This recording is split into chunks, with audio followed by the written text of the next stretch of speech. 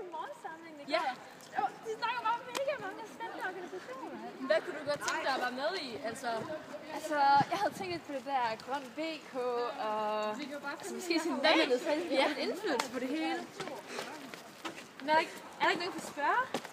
Jo, lad os gå ind og se.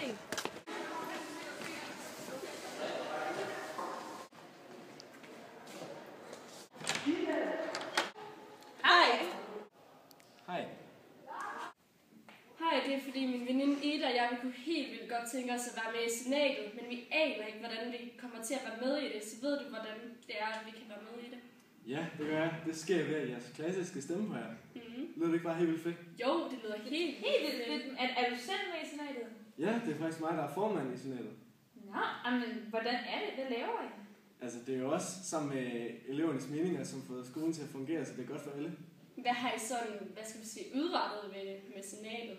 Altså, der har været meget kritik i kantinen, for eksempel priserne, som vi også har fået rettet op på, så det er en god pris for alle.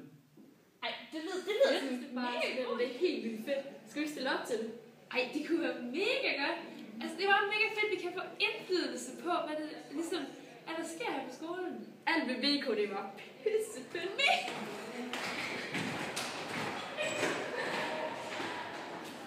Jeg er så glad i dag, jeg er så glad i dag. Jeg har fået min medicin, jeg er så glad i dag. Jeg er så glad i dag, jeg er så glad i dag.